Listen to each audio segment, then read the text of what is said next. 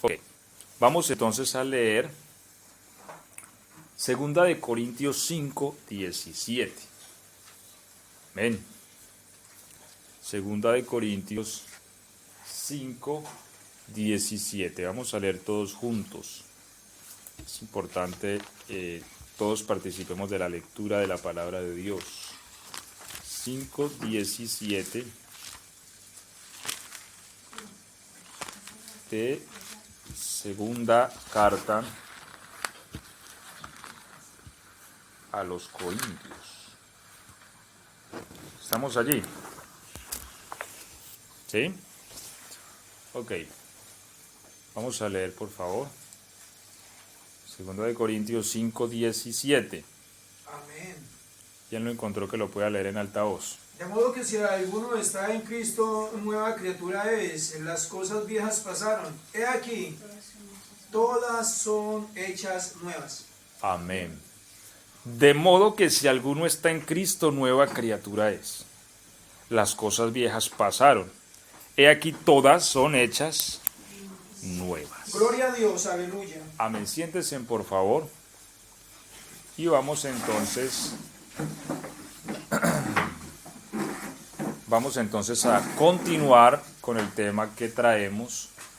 Y en este tema vamos a ir viendo diversas ópticas y aclarando muchos puntos respecto al tema de las maldiciones. Ahora 8 días tuvimos nuestro primer tema, donde hablamos acerca de la realidad de estas, ¿sí? Podemos vernos afectados o no en una maldición, pues bueno, es lo que venimos viendo. Ahora, la Biblia dice, si alguno está en Cristo, nueva criatura es. Las cosas viejas pasaron. He aquí, todas son hechas nuevas. Entonces, lo que yo les venía diciendo la semana pasada es que nuestra libertad se obtiene a medida que nosotros crecemos en la fe. Tomamos entonces el ejemplo de el pueblo de Israel cuando estaba tomando posesión de la tierra, ¿cierto? Es decir, ellos entraron a poseer la tierra y entraron en un conflicto de fe. Mire, el problema siempre ha sido la fe. O sea, el problema, digámoslo así, el problema de Dios con el hombre siempre ha sido la fe. Porque Dios los llevó hasta la frontera 3 meses después que los sacó de Egipto, después que les dio mandatos, leyes, ordenanzas, decretos en el desierto. 3 meses después los puso en la frontera y les dijo, entren y tomen la tierra.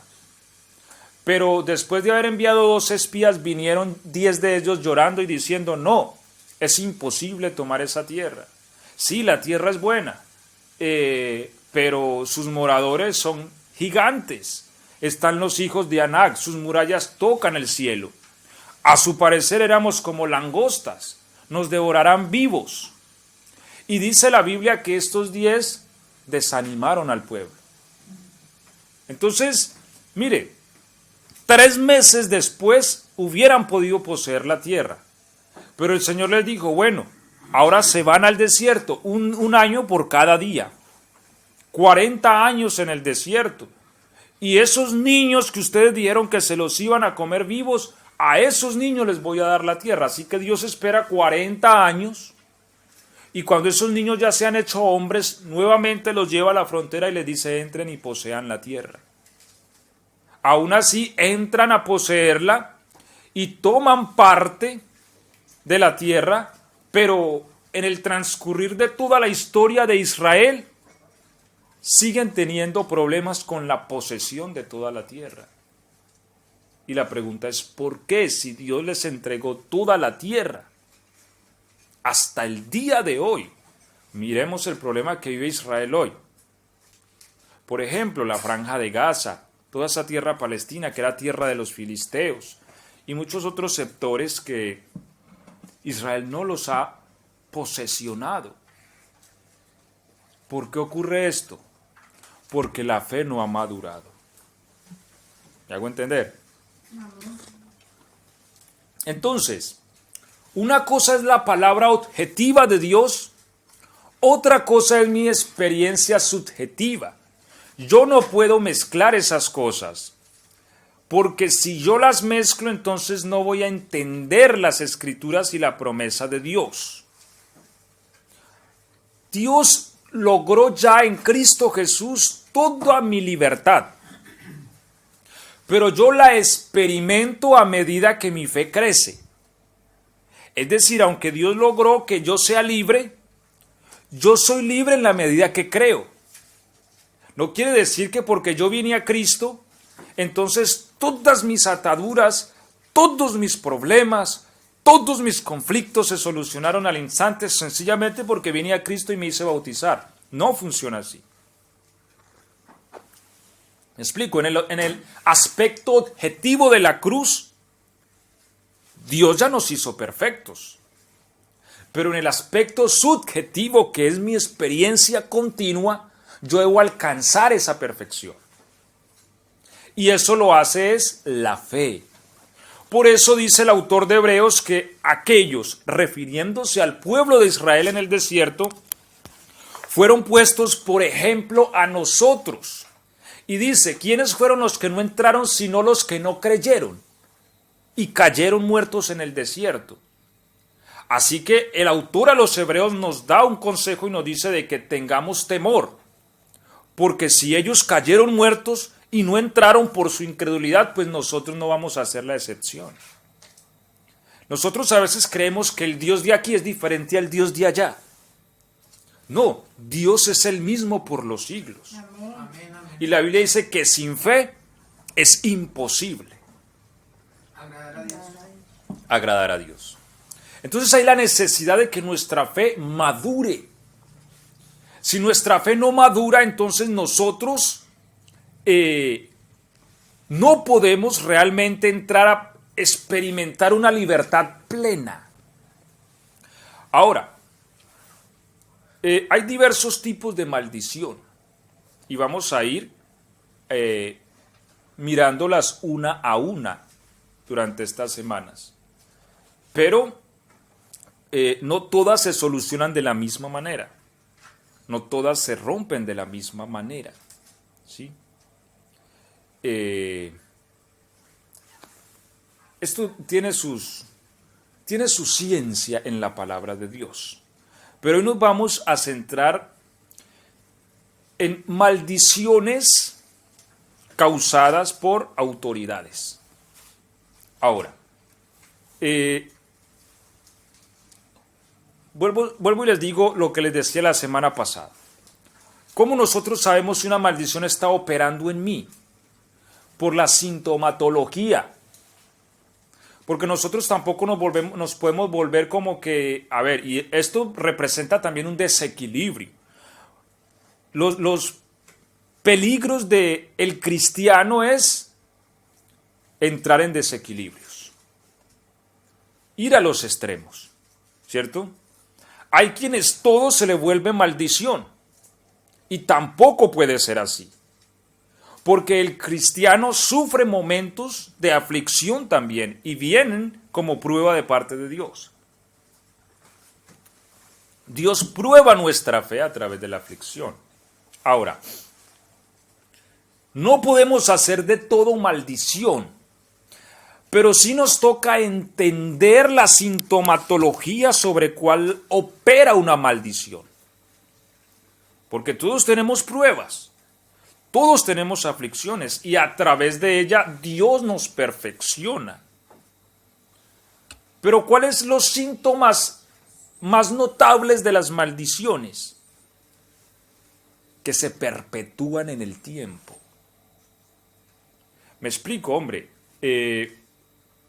Tener situaciones difíciles a todos nos pasan, pero nunca salgo de ahí. 10 años. 20 años, 30 años y nunca salgo de ahí, por más que intente. Ahí hay una sintomatología. Es decir, tenemos pruebas, pero las pruebas no son eternas. Las pruebas no son de toda la vida. La vida del cristiano está compuesta de pruebas y victorias. Pruebas y victorias. Y de esta manera Dios nos va promoviendo cada vez más a su excelencia, ¿cierto? Tenemos un tiempo de prueba y Dios nos pone en un tiempo de bonanza, de abundancia. Entramos en un momento de prueba y Dios nos pone y así vamos creciendo. Pero si diario es lo mismo, año tras año, ahí ya hay algo que analizar y que considerar. Les hablaba ahora 8 días respecto a la sintomatología, las enfermedades crónicas. Y en toda la familia han estado, en los antepasados. Nosotros no podemos tener, y yo he venido orando por esto, y yo creo que el Señor va a hacer cosas grandes. Amén, gloria a Dios. ¿Sí? Pero nosotros no podemos tener un evangelio teológico, teórico, nada más. Yo hablaba ayer con mi esposa porque vi un video donde los pastores estaban reclamándole al gobierno prioridad en la vacuna, porque en Argentina van más de 140 pastores muertos. Y yo decía este asunto y con todo respeto yo lo digo, y con toda reverencia de Dios, ¿cierto? ¿Cómo es posible que nosotros como iglesia que pregonamos la vida le estemos rogando vida al gobierno? O sea, no encaja. Yo creo, es mi convicción, que el poder de la vida y de la muerte están en manos de Dios. Amén, gloria a Dios. ¿Sí? Y que si vivo o muero, soy del Señor. Amén. Y que Él tiene el día de mi muerte y ese día sencillamente me va a llevar. Amén. ¿Cierto? Si yo estoy en obediencia, claro, porque la Biblia también dice que por las maldades a veces o los pecados podemos acortar nuestros días. Pero cuando estamos sirviendo a Dios y tenemos una conciencia limpia delante de Dios, sabemos que nuestra muerte será cuando Dios así lo determine. Así que yo no puedo andar predicando una cosa y en la práctica viviendo otra. Si yo no puedo predicar un Dios todopoderoso que es el Señor de la vida, pero rogándole a otro que me dé vida. No encaja. Allí nuestra predicación no puede caer en la teoría y la teología. Debemos de ser prácticos en lo que creemos. Amén. ¿Sí me hago entender? Amén. Entonces, de aquí donde nosotros tenemos que analizar lo que nos ocurre para entender lo que está realmente sucediendo en el ámbito espiritual. ¿Cierto? Ahora, vuelvo al punto. Equilibrios. ¿Por qué? Alguien podría hacerse esa pregunta. ¿Por qué una maldición puede seguir operando en una persona después que se hizo cristiano? Si hemos leído que el que está en Cristo nueva criatura es y las cosas viejas pasaron. ¿Cómo es posible entonces que después de bautizado y de haber recibido a Cristo, la maldición sigue operando en la vida de la persona? Bueno, le voy a decir por qué. Porque aunque muchos de nosotros somos teóricos en nuestro evangelio, Satanás no lo es. Satanás no es teórico, él es muy práctico. Entonces él ve que tanta fe tiene un cristiano. Porque de acuerdo a la medida de su fe, es que experimenta la verdad objetiva de Dios, que dice que el que está en Cristo nueva criatura es. Las cosas viejas pasaron. Entonces el cristiano se hizo bautizar. Y ahorita vamos a entrar en esto más ampliamente de cómo se dan las maldiciones por autoridad. Pero voy a darles un ejemplo. Supongamos que hay una maldición operando en una familia. Y en esas caigo yo como parte de esa familia. Vengo a Cristo, me hago bautizar. ¿Por qué entonces la maldición sigue operando? Es decir, ¿por qué yo sigo sintiendo la sintomatología de toda la maldición de mi familia? Porque mi fe es vista a través de mis acciones y de mis palabras. Eso es lo que manifiesta cuánto creo yo. Dios sabe la fe que hay en el corazón, pero las tinieblas no. Las tinieblas se basan por lo que digo y por lo que hago. Eso es lo que ellos consideran que creemos. Entonces, supongamos que hay una maldición de una enfermedad crónica. Pongamos un ejemplo y no estoy diciendo con... A ver, vamos a hablar del azúcar en la sangre. Ejemplo, no estoy diciendo que todo el que sufre de azúcar tiene una maldición, ¿cierto? Pero vamos a suponer que hay una maldición crónica en una familia y todos tienen este problema, ¿cierto? Que no funciona el páncreas y en fin, y bueno, todo esto. Ahora, la persona viene a Cristo, se hace bautizar y empieza a caminar con Cristo. Pero ¿qué pasa? La persona a veces no madura su fe para asirse de la sanidad o de la liberación, sino que su lenguaje, sus acciones siguen viviendo como antes vivía respecto a la enfermedad. Sigue hablando con su boca que es una persona así, que como mi papá, mi abuelo y mi familiar sufren de esto, pues yo también, eso yo lo heredé de ellos, así que yo soy así y bueno, y por eso hago esto y sigo viviendo, es decir, aprendo a convivir con el mal y nunca hago lo más mínimo por destruirlo. Esto le muestra a las tinieblas que yo no creo la realidad total de que soy una nueva criatura. Es decir, aunque yo vivo la salvación, la vivo en parte. En otra parte mi fe no llega. Porque ese es el problema. A veces nuestra fe no llega hasta ciertos puntos. Por eso la fe crece. La fe es como un niño que crece y se desarrolla. Pero mientras no crezca, no se pueden lograr ciertas cosas. ¿Qué es lo que le produce al hombre libertad? La Biblia dice, conocerán la verdad. ¿Y la verdad? ¿Y cuál es esa verdad? La palabra de Dios. ¿Sí? La que produce fe en el hombre. Amén. Cuando esta palabra se metaboliza en nosotros, experimentamos una libertad total. Amén, gloria a Dios. No antes. Entonces, por esto sigue operando el mal en un cristiano. ¿Por qué? Porque sus acciones y su fe no manifiestan que crea que realmente es una nueva criatura. Así que al mal, en esa parte, al mal no lo podemos engañar.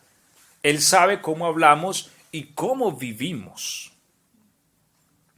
Entonces, ponemos otro ejemplo. A ver, una familia y esto es algo que vivimos, ¿cierto? Que a veces experimentamos, pero que tenemos que aprender estas acciones para empezar a hacer quiebres.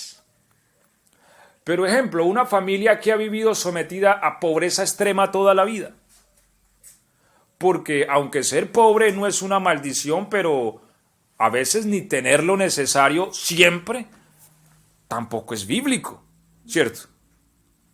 La Biblia dice, mi Dios pues suplirá todo lo que les falta.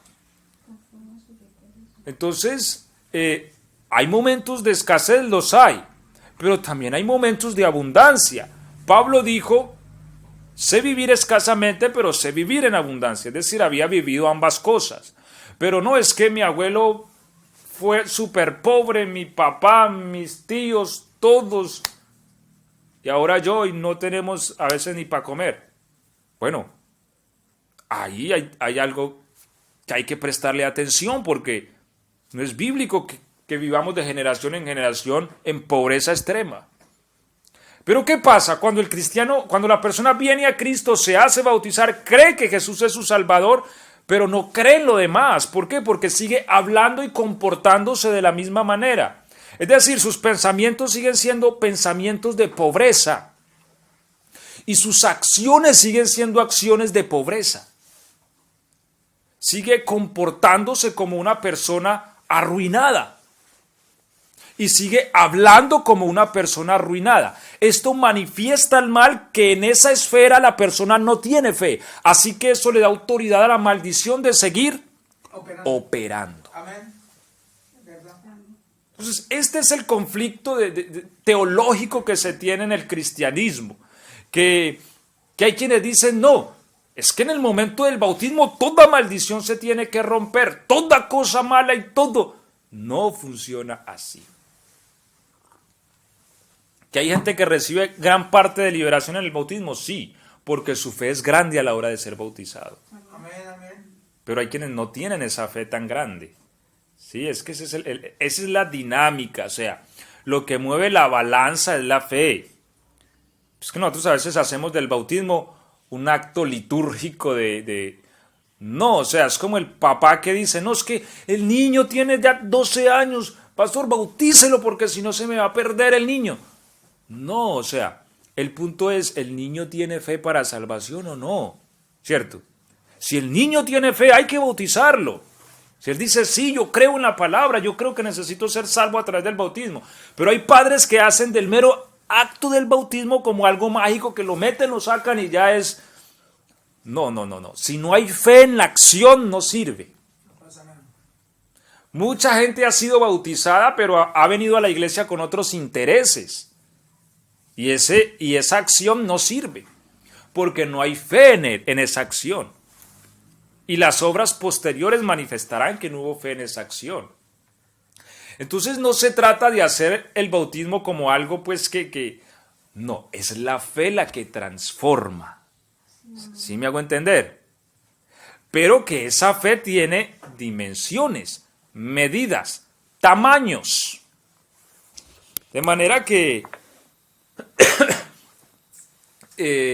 es de acuerdo al tamaño de nuestra fe. Si yo creo realmente que el hecho de estar en Cristo me hace nueva criatura y destruye la maldición de pobreza, por ejemplo, de enfermedad, pues yo debo empezar a hablar y a comportarme de acuerdo a esa realidad.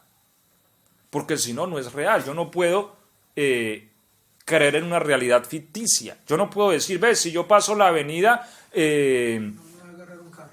no me va a atropellar un auto, ¿cierto? No, eso es algo ficticio porque hay una realidad y nosotros nos comportamos acordes a esa realidad, ¿cierto?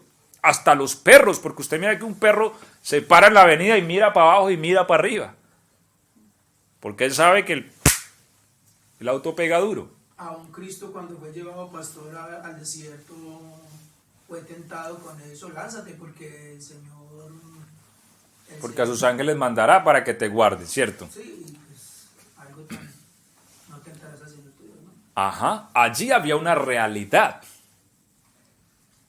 Pero entonces nosotros no podemos creer en una realidad ficticia, porque a veces hacemos del mundo espiritual algo como una proyección o como algo virtual, que si me matan tengo 2 vidas, ¿cierto? Y no pasa nada, no. O sea, yo tengo que darle realidad a ese mundo espiritual en mi experiencia. Eso es la fe. Si yo no le doy realidad, entonces quiere decir que en cuanto a la experiencia, no vivo eso. Si mi lenguaje sigue siendo un lenguaje de muerte, un lenguaje de miseria, un lenguaje de pobreza, si yo me comporto así, ¿cierto? Si yo siempre digo, no puedo dar porque soy pobre, porque no tengo, y esas son mis acciones marcadas todo el tiempo, no, yo no puedo comprar aquello. Así va a ser. Así va a ser. Y mire que esto es tremendo, ¿sí? Esto es tremendo porque hay cosas con las que el espíritu batalla con uno. Batalla, desde mi experiencia lo digo, el espíritu empieza a remover en uno conceptos marcados sobre los cuales opera el mal. Por eso la Biblia dice, renovaos en el espíritu de vuestro entendimiento. Si nuestra mente no es renovada, no puede operar la salvación en su plenitud, porque ella opera en base a lo que creemos. Pero si mis acciones marcan que sigo arrastrando el mal, entonces esas acciones me someten a la maldición que se va perpetuando. Y normalmente las maldiciones tienden a establecerse generacionalmente. ¿Ok? Amén, amén. Entonces hoy estamos viendo es las maldiciones por autoridad y cómo nos enfrentamos a ellas y cómo las quebramos. Entonces, hay maldiciones que vienen por parte de los padres, consciente o inconscientemente. Muchas veces nuestros padres nos maldijeron. Y a veces nosotros hemos subestimado esta realidad. Pero las autoridades, la Biblia dice en Proverbios que la maldición no viene sin causa. Bueno, una de las causas para que una maldición se active es que la emita una autoridad. Eso es un principio. La autoridad tiene poder para bendecir, pero también tiene poder para maldecir. Es un principio que se les ha adjudicado a la autoridad. Por eso es importante uno someterse a la autoridad, dice la Biblia. Vemos ejemplos de estos. El ejemplo de Canaán, ¿cierto? Noé. Eso está en Génesis 9:24. Noé maldijo a su hijo, a su nieto Canaán, porque Cam, su hijo, vio su desnudez. Entonces, él emite una maldición. Y yo creo que, vea, el problema es que las maldiciones se perpetúan y a veces nosotros no las identificamos. Inclusive son maldiciones que a veces nosotros tenemos que liberarnos de cosas que se pueden arrastrar de siglos. Por ejemplo, hablemos de los judíos. Mire que los judíos en estos últimos 2 siglos han sufrido mucho. ¿Pero por qué? Porque han recaído maldiciones sobre la vida de ellos. ¿Como cuáles? Uno, como la maldición de la ley que dice, si no oyeres a Jehová tu Dios para poner sus mandamientos por obra, maldito serás en la entrada, la salida, en el trabajo. Y otra maldición que los afectó a ellos fue cuando Jesús estaba ante Pilato, ¿cierto? Que Pilato dijo, no veo culpa en este hombre. Y los líderes del pueblo que respondieron, sea su sangre sobre nosotros y sobre nuestros hijos. Se maldijeron ellos mismos. Es decir, nosotros cargamos con ese muerto. Nosotros nos hacemos responsables de su muerte. Entonces mire que esto liberó y años después vino la tragedia de Jerusalén. Asesinados, cuentan los historiadores que literalmente los ríos de sangre corrían por Jerusalén. Fueron dispersos por todo el mundo, han sido perseguidos, matados. En fin, ahorita con el tema de la Segunda Guerra Mundial, el Holocausto nazi, todo esto es producto de eso. Hay maldiciones que persiguen pueblos enteros. En Colombia hubo una ciudad que fue destruida, ¿cierto? Que fue Armero. Yo estaba en cierta ocasión investigando sobre eso y la historia cuenta que allá asesinaron un sacerdote católico de una manera muy cruel, y lo arrastraron con caballos, amarrado a un caballo, lo arrastraron por el pueblo, lo subieron, creo que fue en un auto, no sé, lo colgaron en un palo. En fin, la historia cuenta de que fue muy cruel la muerte de este hombre, y dicen que este hombre maldijo, cuenta la historia, ¿no? Maldijo al pueblo. Y bueno, lo cierto es que en la erupción del volcán Nevado del Ruiz, este pueblo enteramente fue aniquilado. Y hubo una pequeña población que lo llamaron los sobrevivientes del barro. Hay una localidad cerca a Armero, creo que es Venadillo, donde se hizo un barrio que se llamó Armerillo, creo que fue, bueno, no recuerdo bien los nombres, pero los instalaron allí. Y alguien me decía que alguien que estuvo ahí en esa zona trabajando, que le preguntó a alguien sobre la historia y contaban que esta gente que la trasladaron a ese barrio nuevo que hicieron a los sobrevivientes, se morían. Como que una enfermedad los perseguía y se iban muriendo. Como que algo llegaba hasta allá después de haber sobrevivido al volcán. ¿Sí? O sea, los perseguía un mal. que los aniquilaba.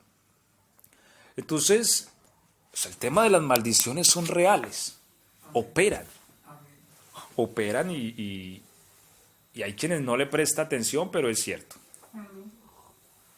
Entonces, Noé maldijo a Canaán, siervo de siervos serás. Sabemos que Can se instaló en el norte de África y toda la tierra de África le correspondió a Can. Así que entendemos que Canaán, como hijo de Can, parte de África fueron sus hijos. Y bueno, en África tenemos la raza negra, entre otras razas, ¿cierto? Y sabemos que esta raza ha sido también muy sufrida en la historia de la humanidad.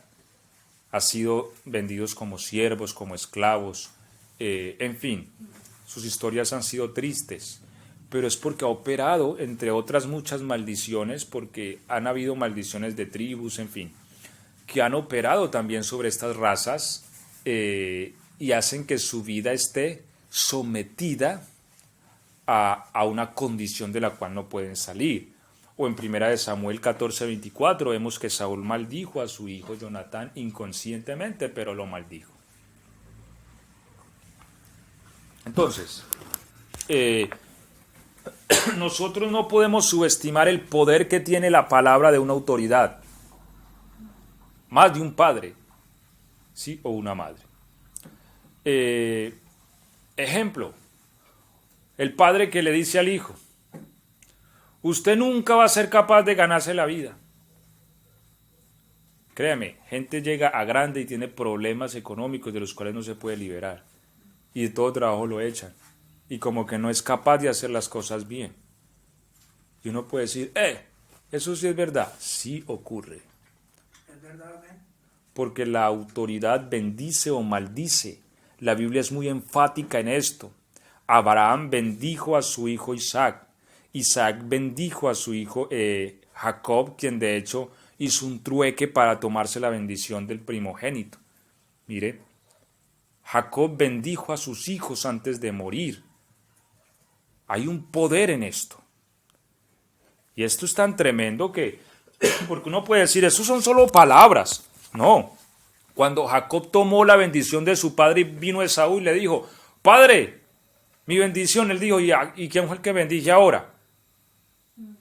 Y lo que le dice Jacob, lo que le dice Isaac es, no, yo ya no puedo echarme para atrás, o sea, ya el que bendije. Ya la palabra está liberada. Amén. A usted venga, pues sí le tengo otra bendición, pero ya es más pequeña, ya no es como esa. Es decir, eso no es que, me equivoqué, no venga Isaac, no, lo que dije ya no va, venga que va otra. Así no funciona. Por eso la Biblia habla de cosas que una vez lanzadas no se pueden volver atrás, ¿cierto? Entre ellas narra la saeta que se lanza, pero termina diciendo la palabra hablada.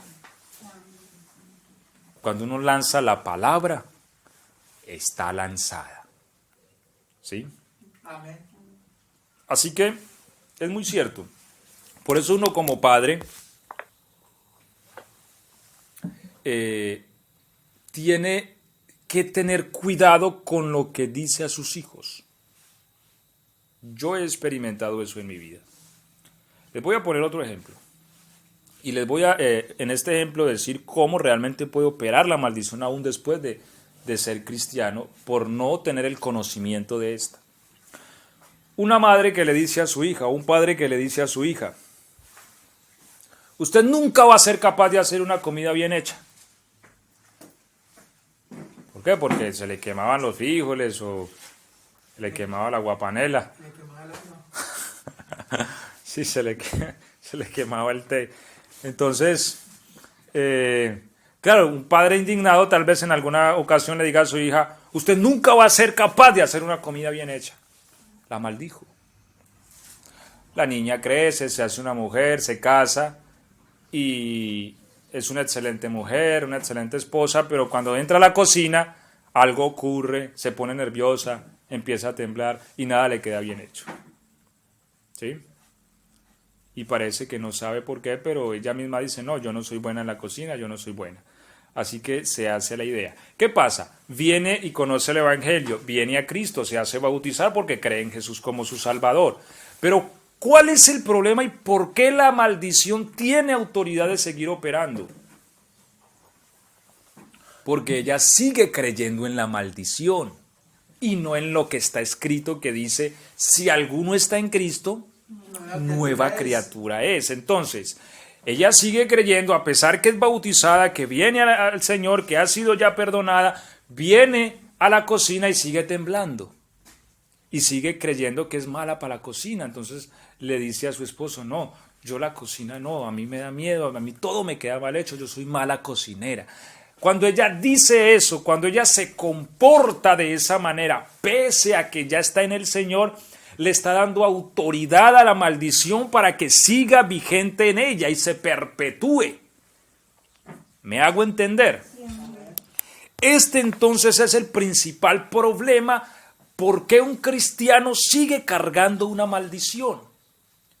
Y claro, se le quema todo. Y ya es una mujer grande, pero va a fritar un huevo y se le hace trizas. ¿Cierto? ¿Por qué? Porque no se ha podido liberar. Ahora, abro paréntesis. ¿En qué consiste la salvación de Dios? Gálatas 2:20 lo dice. Con Cristo estoy juntamente crucificado y ya no vivo yo, mas vive Cristo en mí. Por esto la cruz tiene el poder para quebrantar la maldición, porque consiste en que la persona que fue maldita es crucificada y ahora Cristo vive en mí y Cristo es bendito por Dios. Así que Cristo no está sometido a las maldiciones. Pero volvemos al punto. Lo que pasa es que a medida que yo creo y metabolizo esta verdad, experimento a Cristo. Cuando yo no creo de a mucho esto, es donde yo sigo sometido a la maldición. Así que si la mujer va a entrar a la cocina y empieza a temblar, y vienen los pensamientos de la maldición y le dicen, usted no es buena para la cocina, recuerde que se le hacen trizas los huevos, todo se le daña, si pone al arroz se quema. Bueno, ¿qué hay que hacer?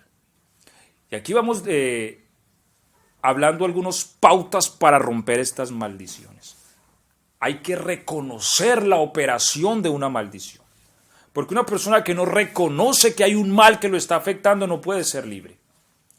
El principio primero de la liberación es reconocer que estoy cautivo. Eso es importante. Porque no hay nada más frustrante para alguien que liberta a un cautivo, que es ir a abrirle la puerta de la prisión y el cautivo quedarse ahí. Porque ese es el problema. Hay cautivos que no quieren ser libres. ¿Por qué? Porque no han visto su verdadera condición de cautividad. Pero lo primero es reconocer esa acción de cautividad. Cuando la reconocemos, entonces podemos proseguir. Y es la renuncia. Tenemos que renunciar enfáticamente a cualquier maldición. Así que volviendo al ejemplo de la dama aquella, esta debe renunciar. ¿En base a qué se renuncia? En base a la salvación de Cristo, que consiste en que yo he sido crucificado. El que dejaba quemar el arroz y el que hacía trizas la comida ha sido crucificado. Ahora Cristo vive en mí. Y Cristo es excelente en todo lo que hace. Así que Cristo puede hacer una excelente comida. ¿Cierto? Amén. Gloria a Dios. Cuando la persona entonces entiende esta realidad, renuncia a la maldición, confiesa la salvación de Jesús, tiene la autoridad para quebrantar la maldición. Así que se detiene, reconoce su cautividad, pero también reconoce la salvación de Dios, reconoce a Cristo en su vida como libertador, confiesa esta palabra y en el nombre de Jesús quiebro esta maldición de mi padre, que yo nunca iba a ser buena en la cocina, pues en el nombre de Jesús la quiebro. ¿Por qué? porque ahora Cristo vive en mí. Y Él sí es bueno en la cocina. Amén. Ahora, normalmente las maldiciones son administradas por espíritus de la oscuridad. Y por esto viene una cuarta acción, y es reprender estos espíritus. Porque el cristiano debe resistir. Oiga, importante esta palabra, resistir. La Biblia dice resistid al diablo, ¿y qué va a pasar? Huirá. Amén, amén. Porque el mal es obstinado. Cuando la persona hace esta confesión, el mal sigue atacando y diciendo no es cierto. Va a ver que se le va a quemar el arroz. Y empieza esos espíritus a atacar la mente de la persona. Usted no es ningún libre. Usted se está inventando eso. Eso son cosas suyas. Para destruir nuevamente la fe que la persona está teniendo. Pero si el cristiano resiste, confesando la palabra y haciendo a un lado el miedo, porque eso produce la maldición, miedo. La persona omite el miedo, confía en Jesús que está en su vida, confiesa la palabra, quiebra la maldición y se mete a la cocina y voy a hacerme un arroz con pollo bien bueno. Amén. Sí. Entonces Cristo va a respaldar esa fe. Y la acción de la maldición se va a quebrar. ¿Me hago entender? Amén. Entonces, esta es la dinámica. ¿Cómo opera realmente una maldición dada por autoridad? Una maldición dada por... entre autoridades podemos tomar. Los padres, como ya hemos hablado. Hay que analizar y esta mañana los invito a que interioricemos y podamos hacer, tal vez empezar a atar cabos. Por eso esta palabra es importante, porque a veces estamos sometidos a una condición y no hemos atado cabos.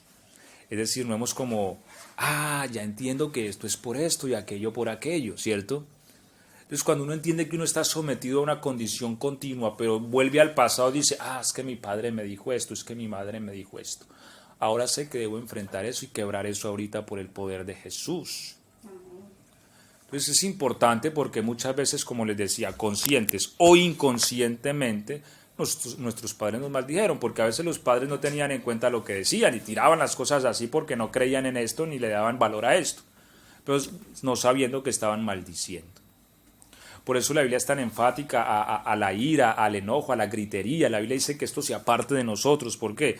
Porque en esta palabrería viene la maldición. Y la Biblia dice que el que mucho habla, mucho yerra, ¿cierto? Y en el mucho hablar no falta el pecado. Así que si nosotros vamos a hablar, es importante que pensemos, más cuando estamos hablando a nuestros hijos. Es importante que tengamos en cuenta, no sea que les estemos atando a un futuro.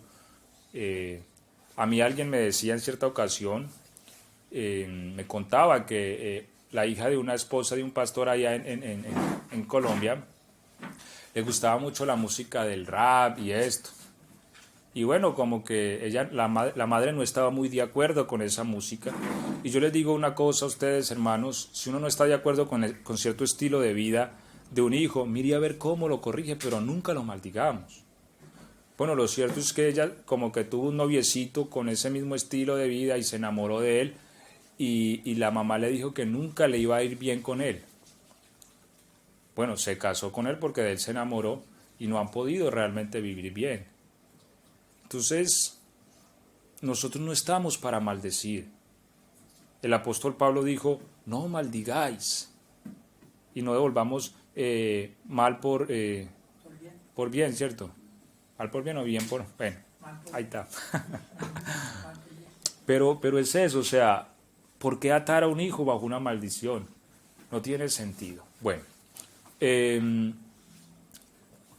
esposos a la esposa también pueden llegar a maldecirla y la atan a una condición de maldición. ¿Sí ves? ¿Qué otras autoridades? Maestros. Y esto hay que ponerle cuidado porque hay maestros que a uno lo llevaban doblado y creían que uno era lo peor y que uno nunca iba a salir adelante. ¿Sí? Y lo someten a uno a veces a ciertos males. Jefes de empresas. ¿Sí? Todas estas maldiciones hay que identificarlas porque pueden estar operando muy subyacentemente en nuestra vida y nosotros no habernos dado cuenta. Todo esto hay que ponerlo en la cruz. Amén. Y quebrarlo. Vuelvo y les digo, ¿cómo nos damos cuenta de que hay una maldición? Por la sintomatología. Cuando usted va al doctor y usted dice, doctor, lo que pasa es que me duele esto, me duele aquello. Bueno, el doctor, en base a su sintomatología, le va a decir, usted tiene esto, usted tiene aquello. Así que nosotros no podemos ser tampoco ingenuos frente a una realidad. A veces nosotros como cristianos hemos carecido de conocimiento y eso es lo que nos mata. La falta de conocimiento de la palabra del Señor. Porque es que decimos, no, yo estoy aquí ya, a mí nada me puede tocar, y lleno de situaciones complejas, lleno de problemas, lleno de enfermedades, lleno de ruina, y decimos que no y que no. Primero tenemos que abrirnos a una realidad. Si yo estoy viviendo la sintomatología de algo es porque algo me está dañando. Lo que yo debo preguntarme es ¿por qué? Y eso es importante, ¿por qué?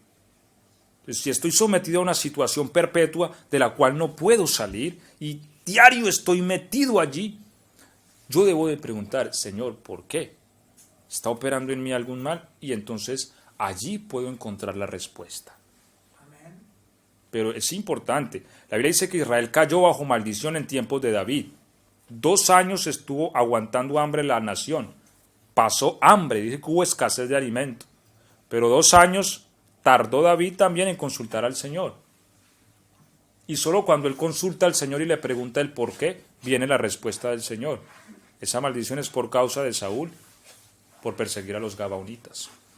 Así que entran a mirar cómo solucionan ese problema, pero este es otro tema, ¿sí? Porque este es otro tipo de maldición. Hay maldiciones en las que hay que hacer restitución, que fue el caso de Gabaón en tiempos de David. Ok. Y entonces empezamos a concluir. Otro tipo de autoridad que puede maldecir, y aquí voy a explicar algo importante. Los brujos y hechiceros. Esto sí que se ve. Ahora, ¿son los brujos y hechiceros autoridades? ¿Cómo funcionan realmente las situaciones espirituales?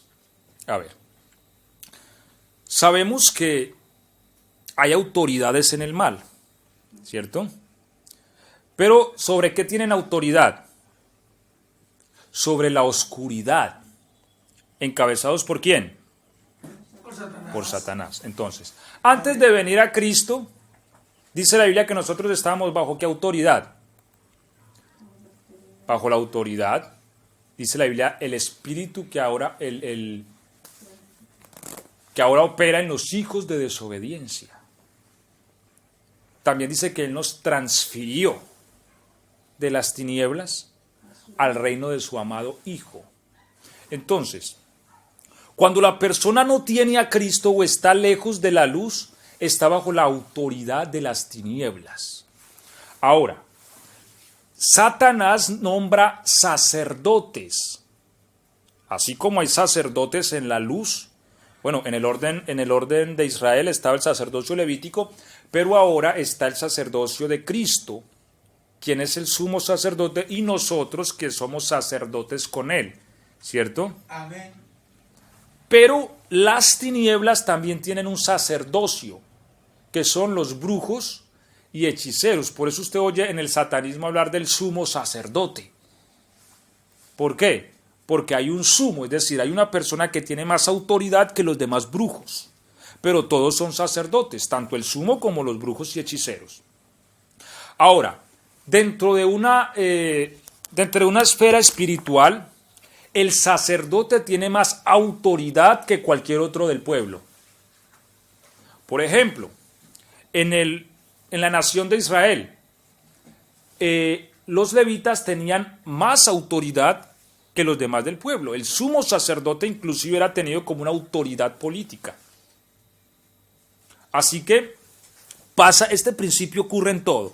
Entonces, en la oscuridad, los brujos y hechiceros tienen una autoridad sobre los demás gentes. Pero las demás gentes que están ¿en qué? En la oscuridad. Es decir, el que está en la luz no puede ser alcanzado por esta autoridad, porque el que está en la luz está en una autoridad superior. Entonces la pregunta es, ¿cómo una maldición de un brujo nos puede afectar? Bueno, esto ocurre por el mismo principio del que hemos venido hablando. Cuando nosotros venimos a Cristo, somos bautizados, estamos instalados en la luz, pero nuestro ser interno en esferas carece de luz, porque sigue hablando y comportándose conforme a las tinieblas.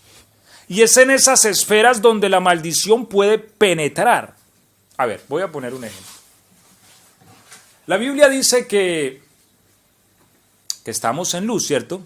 Amén. Pero dice que si alguno aborrece a su hermano y dice que está en la luz, ¿qué ocurre?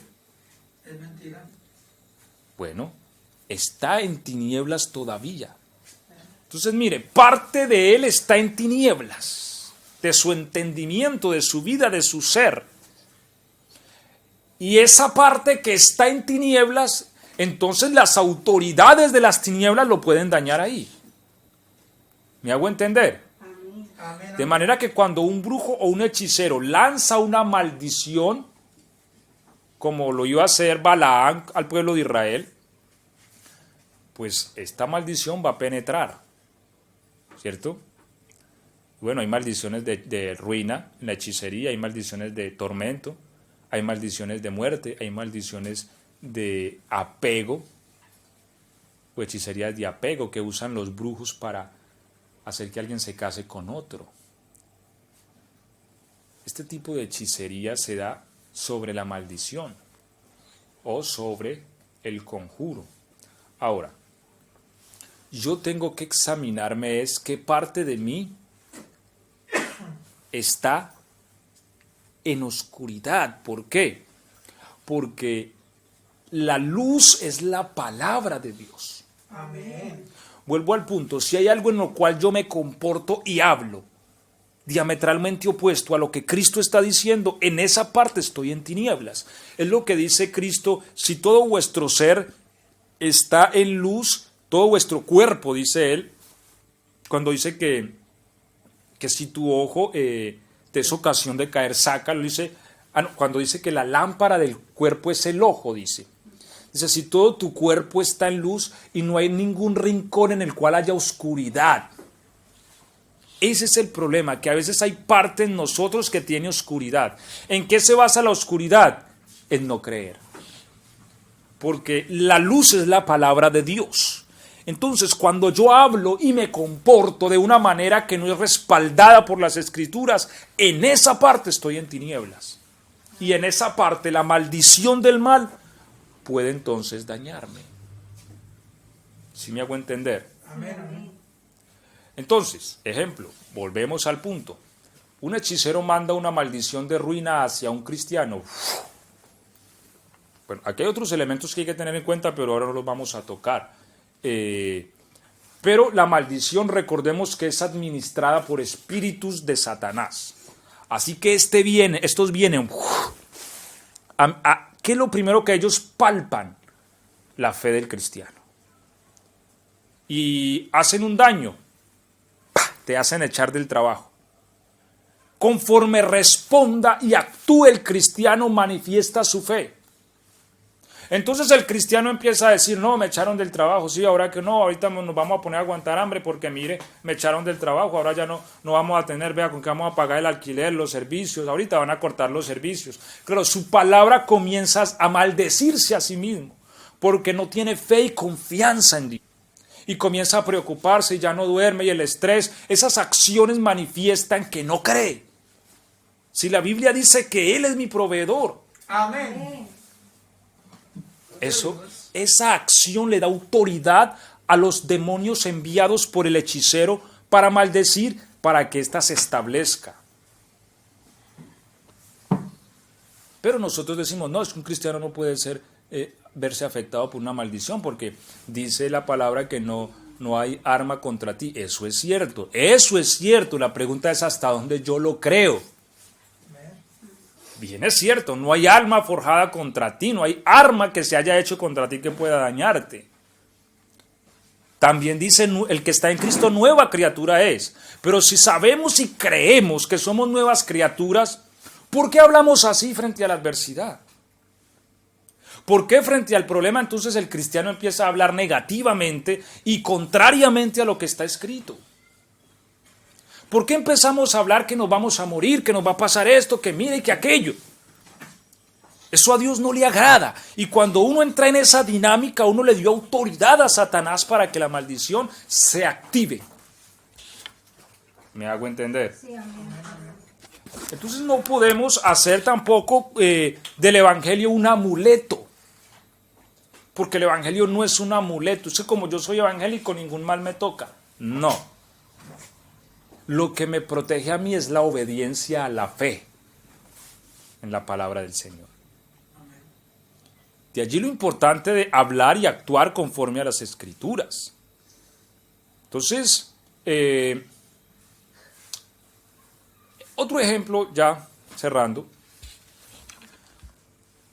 Un hechicero puede enviar espíritus de muerte. Esto se llama hechicería de muerte o de destrucción. ¿En qué consiste? En que la persona es constantemente atacada y destruida, atacada hasta el punto de llegar a ser muerta, ¿cierto? Bueno, normalmente algo va a pasar cuando un espíritu opera. Y yo creo que Dios permite en muchas ocasiones que el ataque inicial se produzca para que la fe del cristiano sea manifiesta. Pero el cristiano, y ojo con esto, porque uno de los ataques que usa Satanás en este tipo de hechicería son los mentales. Empieza a atacar la mente y a producir pensamientos de tristeza, de aflicción, de menosprecio, de que a mí no me quieren, de que yo no soy nadie, de que mejor morirme, para qué vivo, etc. ¿A dónde dice la Biblia eso? Que yo no soy nadie. ¿A dónde dice que para qué vivo? ¿A dónde dice que yo no valgo nada? Si la Biblia dice: de tal manera amó Dios al mundo que dio a su Hijo unigénito. Es decir, el tesoro más precioso de Dios, Él lo dio para salvarlo a usted. Amén. ¿Cómo yo digo que no valgo nada si Dios lo dio todo para salvarme? Amén. ¿Ah? Amén. ¿Cómo yo digo que nadie me quiere? Esos son pensamientos del diablo. Pero ¿cuál es el pecado del cristiano? Cuando empieza a hablar de esa manera. Cuando se levanta afligido y dice: es que a mí no me quieren, es que es esto, es que yo me voy a salir muriendo, espera, y es que me muera y ahí sí van a llorar por mí. Con esa sí que le salen a uno a veces las mamás, ¿cierto? Espere que les falte. No. En el lenguaje del cristiano no puede estar la muerte. Porque la palabra de Dios es viva y eficaz, dice la Biblia, no muerte. Y por eso dice que el que habla, hable conforme a las palabras que da Dios. Y Dios no da palabras de muerte, Dios da palabras de vida, como le dijo a Ezequiel: hijo de hombre, ¿vivirán estos huesos? Él es la fuente de la vida. Como dice el texto, viviré, no moriré, ¿cierto?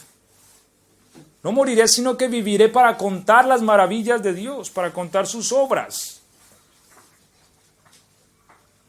Nosotros tenemos que hablar así, conforme la palabra, pero si yo empiezo a hablar: ay, es que este dolor me va a matar, es que esto aquí, no, vamos a salir muriendo. Nos levantamos quejándonos, ¿cierto? Nos acostamos quejándonos. Nuestra boca está llena de enfermedad y de muerte.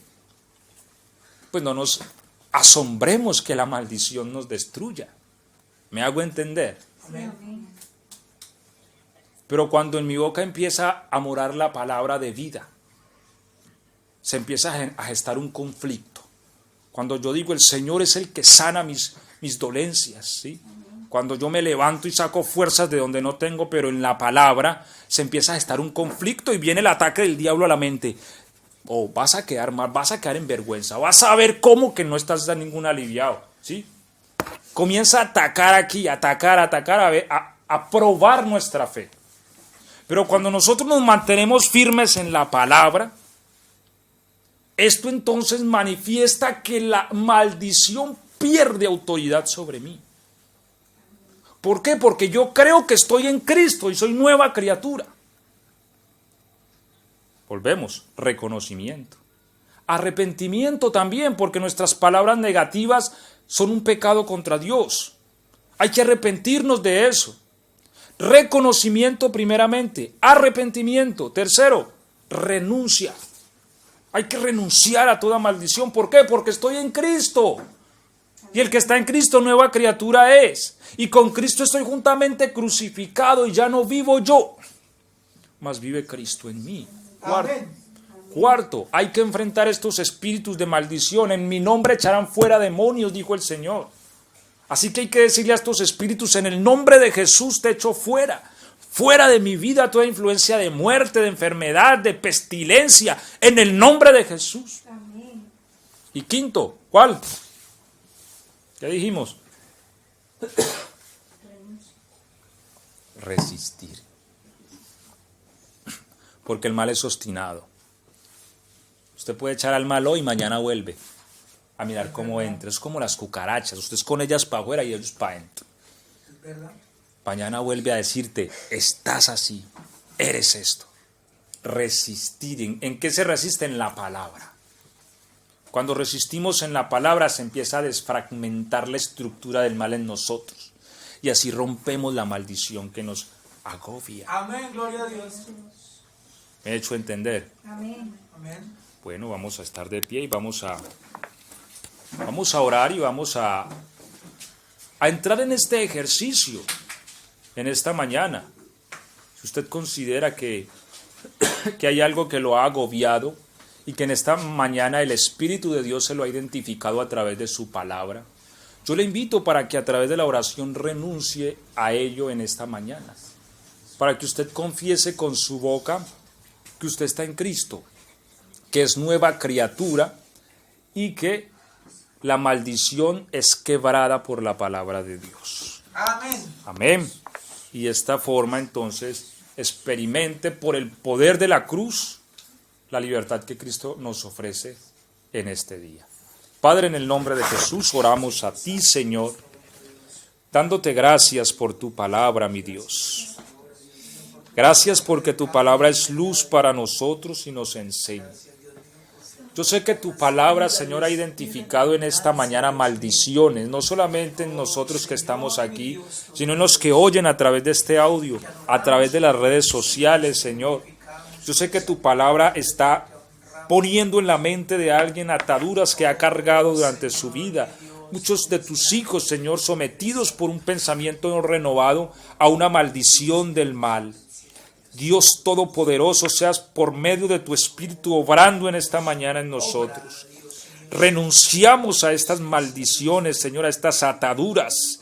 Confesamos que estamos en Cristo y que somos nueva criatura. Tomamos tu palabra en nuestros labios. Toda palabra de muerte en el nombre de Jesús la reprendemos, la echamos fuera de nuestra mente. Toda palabra de enfermedad, de tristeza, de aflicción, de depresión, en el nombre de Jesús la reprendo en esta mañana.